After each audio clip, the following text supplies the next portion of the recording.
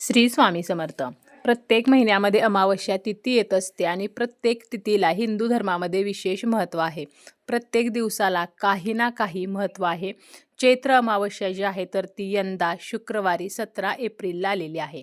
अमावस्येचा जो दिवस आहे तर या दिवशी वातावरणामध्ये नकारात्मक शक्तींचा वावर वाढलेला असतो.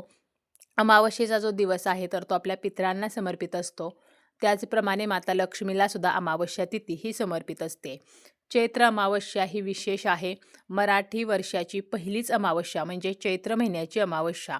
तर या चैत्र महिन्याच्या अमावस्येला म्हणजे शुक्रवारी आपल्याला आपल्या घरामध्ये काही वस्तू खरेदी करून घरामध्ये आणणे हे आपल्याला टाळायचं आहे. त्याचप्रमाणे आपल्याला घरावरून एक वस्तू ओवाळून टाकायची आहे, ज्यामुळे आपल्या घरातील दोष असतील, नकारात्मकता असेल तर ती नष्ट होईल. कोणकोणत्या वस्तू आपल्याला या दिवशी खरेदी करायच्या नाहीत आणि कोणती वस्तू घरावरून ओवाळून टाकायची आहे याची संपूर्ण माहिती आपण आजच्या या व्हिडिओमध्ये पाहणार आहोत. व्हिडिओला सुरुवात करण्याअगोदर तुम्ही जर चॅनलवरती नवीन असाल आणि पहिल्यांदाच माझे व्हिडिओ पाहत असाल तर चॅनलला सबस्क्राईब करा.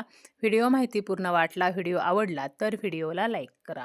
अमावस्येच्या दिवशी धान्याची खरेदी करू नये. आपल्या घरामध्ये धान्य आणू नये किंवा धान्य जे आहे तर ते दळून आणू नये. आपण जर आटा आणत असलो तर तो आटासुद्धा अमावस्येच्या दिवशी आपल्याला घरामध्ये आणायचा नाही. त्याच्या अगोदरच आपल्याला धान्य असेल किंवा पीठ असेल तर ते घरामध्ये आणायचं आहे. धनधान्याचा संबंध हा लक्ष्मी मातेशी येतो आणि जर आपण अमावस्येच्या दिवशी या वस्तू घरी आणल्या तर आपल्याला पितृदोष लागू शकतो. कारण धान्याचा किंवा पिठाचा जो लाभ आहे तर तो आपल्याला मिळत नाही, ते सर्व पितरांना समर्पित होते. अमावस्या तिथी ही पितरांना समर्पित आहे. म्हणूनच आपल्याला अमावस्येच्या दिवशी धान्य आणणे किंवा दळून आणणे तर या ज्या गोष्टी आहेत तर त्या टाळायच्या आहेत. आपण जर अमावस्येच्या दिवशी आवर्जून घरामध्ये धान्य आणत असू किंवा घरामध्ये जर आपण दळून आणत असू तर मात्र आपल्याला त्याचा कोणताही लाभ जो आहे तर तो मिळत नाही. या दिवशी तेलसुद्धा घरामध्ये आणू नये, तेल खरेदी करू नये, तेलाने मालिशसुद्धा करू नये. लोकमान्यता अशी आहे की अमावस्येला पितरांसाठी श्राद्ध तर्पण केले जाते. त्याचप्रमाणे अमावस्या हा चंद्राच्या संक्रमणाचा काळ मानला जातो. त्यामुळे या दिवशी नकारात्मक ऊर्जेचा संचार हा जास्त असतो. म्हणूनच या दिवशी तेलाची खरेदी करू नये, तेलसुद्धा घरामध्ये आणू नये. त्याचप्रमाणे झाडू किंवा केरसुणी तर ही सुद्धा आपल्याला अमावस्येच्या दिवशी खरेदी करायची नाही.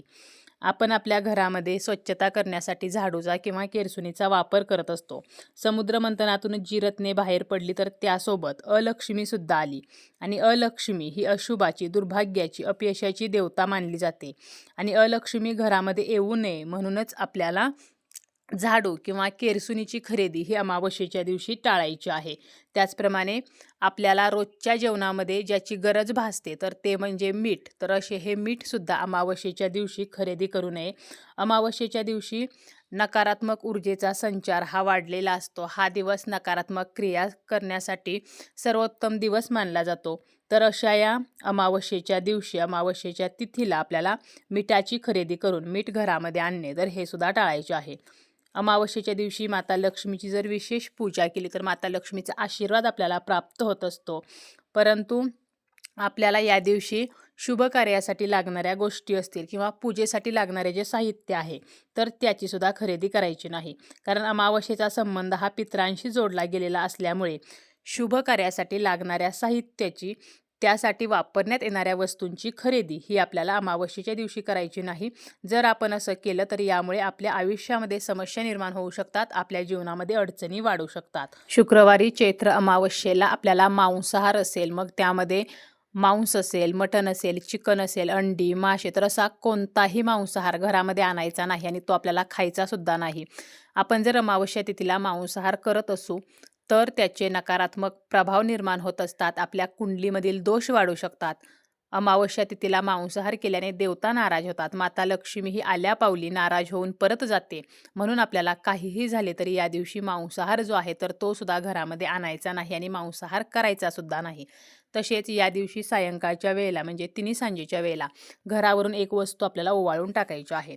आपल्या जीवनामध्ये बऱ्याचशा समस्या असतात, आर्थिक समस्या असतात, शारीरिक असतात, मानसिक असतात. घरामध्ये कोणी ना कोणी सतत आजारी पडत असेल, लहान मुले जी आहेत तर ती चिडचिडेपणा करत असतील किंवा आपली मुले आपलं ऐकत नाहीत, मुलांची प्रगती नाही, आपल्या पतीची प्रगती होत नसेल किंवा घरातील एखाद्या सदस्याच्या जीवनामध्ये सतत काही ना काही अडचणी येत असतील, आपल्या कष्टांना नशिबाची साथ मिळत नसेल, तर आपण एक वस्तू ही आवर्जून या दिवशी घरावरून ओवाळून टाकायची आहे. यासाठी आपल्याला संध्याकाळच्या तिन्ही सांजेच्या वेळेला मीठ न घालता अळणी भात शिजवून घ्यायचा आहे. थोडासाच आपल्याला मुठभर तांदळाचा भात जो आहे तर तो शिजवून घ्यायचा आहे. भात शिजवून झाल्यानंतर तो थंड झाल्यावर त्यामध्ये आपल्याला आंबट दही मिक्स करायचं आहे आणि आपल्याला एका प्लेटमध्ये हा भात जो आहे तर तो काढायचा आहे. म्हणजे भात आणि दही तर हे आपल्याला एकत्र मिक्स करून एका प्लेटमध्ये ठेवायचं आहे. त्यानंतर ही प्लेट आपल्याला आपल्या ओंजळीमध्ये धरायची आहे आणि आपल्या घरातील सर्व भिंतींचा आपल्या हाताला स्पर्श करायचा आहे आणि त्यानंतर आपल्याला आपल्या घराबाहेर जायचं आहे. आतील दिशेला तोंड करून आपल्याला उभं राहायचं आहे आणि यानंतर आपल्या घरावरून 7 वेळेला किंवा 11 वेळेला आपल्याला हा दही भात जो आहे तर तो उतरवून घ्यायचा आहे आणि घरापासून दूर जाऊन एखाद्या झाडाखाली तो टाकायचा आहे. कोणाकडूनही तो ओलांडला जाणार नाही किंवा कोणाच्याही अंगणामध्ये पडेल किंवा कोणाच्याही अंगावरती पडेल तर अशा प्रकारे टाकायचा नाही. ज्या ठिकाणी जास्त लोक जात नाहीत, एखाद्या झाडाच्या बुडक्यामध्ये आपण हा दही भात जो आहे तर तो ठेवू शकतो, जेणेकरून याचा कोणालाही दुष्परिणाम होणार नाही. कारण जेव्हा आपण या वस्तू ज्या आहेत तर त्या ओवाळून घेत असतो तर त्यावेळेला त्यामध्ये नकारात्मकता कॅप्चर होत असते आणि एखाद्या व्यक्तीने जर तो दही भात ओलांडला तर त्या व्यक्तीमध्ये ती नकारात्मकता निर्माण होऊ शकते. म्हणून आपल्याला कोणालाही त्रास होणार नाही. तर अशा प्रकारे हा दही भात टाकायचा आहे. जर आपल्याला दही भात करणे शक्य झालं नाही तर मग आपल्याला एक नारळ घ्यायचा आहे. नारळ हा नवीन घ्यायचा आहे आणि आपल्या मुख्य दरवाजावरून 7 वेळेला ओवाळून आपल्याला तो फोडायचा आहे आणि त्यानंतर तो आपल्याला दूर नेऊन टाकायचा आहे. नारळाचा उपाय करणे जरी शक्य नसेल तर मग आपल्याला मीठ मोहरी घ्यायचं आहे. त्यासोबत आपण थोड्याशा वाळलेल्या मिरच्यासुद्धा घेऊ शकतो. म्हणजे 5 लाल वाळलेल्या मिरच्या घ्यायच्या, 3 खडे मिठाचे खडे घ्यायचे, थोडीशी चिमूटभर मोहरी घ्यायची. ह्या सर्व साहित्य जे आहे तर ते आपल्याला आपल्या हातामध्ये घ्यायचं आहे, ओंजळीमध्ये घ्यायचं आहे आणि घरावरून आपल्याला 7 वेळेला किंवा 11 वेळेला ओवाळायचं आहे आणि घराबाहेर आपण अग्नी प्रज्वलित करून त्यामध्ये नेऊन हे टाकायचं आहे. व्हिडिओत सांगितलेल्या 3 पैकी कोणतीही एक वस्तू आपण आपल्या घरावरून ओवाळून टाकू शकतो. आणि हे सर्व करण्याच्या अगोदर घराबाहेर थोडं आपल्याला एका भांड्यामध्ये पाणी ठेवायचं आहे. कारण जेव्हा आपण हा उपाय करणार आहोत तर परत घरामध्ये जाताना आपल्याला हातपाय धुवून घरामध्ये जायचं आहे.